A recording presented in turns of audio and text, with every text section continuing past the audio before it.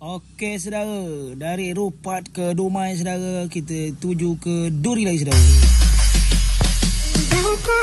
Assalamualaikum saudara. Saudara, hari ini saudara, budak kampung dan kawan yang lainnya saudara melanjutkan perjalanan kami saudara. Ini perjalanan kami menuju kota Duri lagi saudara. Jadi di perjalanan ini saudara banyak mobil-mobil besar saudara, pusau-pusau yang lewat saudara. Mengeri kami saudara.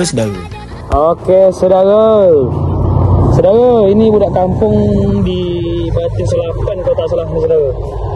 Ini berhenti di SPBU dulu saudara. Ada yang kencing, ada yang isi minyak saudara. Jadi saudara, dari Rupat ke Dumai ke Duri lagi saudara.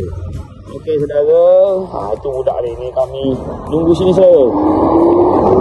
Ini SPBU saudara. Tempat Mika, mana dekat rumah Mika saudara. Kami lanjut jalan lagi saudara. Okey, yuk. Jadi saudara, ini budak kampung yang lainnya sudah selesai buang air kecil dan isi minyak saudara. Jadi saudara, kami lanjutlah perjalanan kami lagi saudara.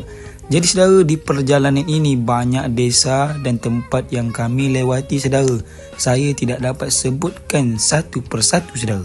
Yang jelas kami dari isi minyak Batin Selapan, tak tahulah arahnya ke mana lagi saudara. Yang jelas ke Duri tujuan kami saudara. Jadi banyak mobil besar-besar saudara, pusau-pusau besar banyak saudara. Ngeri kami saudara. Berdebu pula jalan tu saudara. Jangan tak pakai helm, jangan tak pakai masker saudara. Harus pakai saudara. Okey saudara. Jadi kami di Duri ini di tempat adik bapa budak kampung saudara.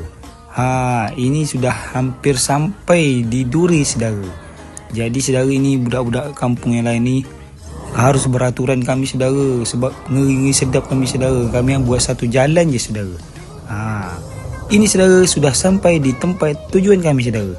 Di sinilah tempatnya saudara, di pipa air bersih saudara.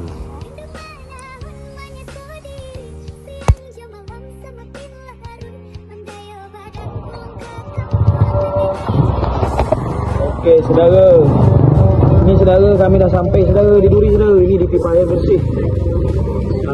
Kami lah saudara, jauh juga perjalanan kami saudara. Okey saudara, mana lagi kita saudara? Tulis di kolom komentar saudara. Okey, Assalamualaikum warahmatullahi wabarakatuh saudara.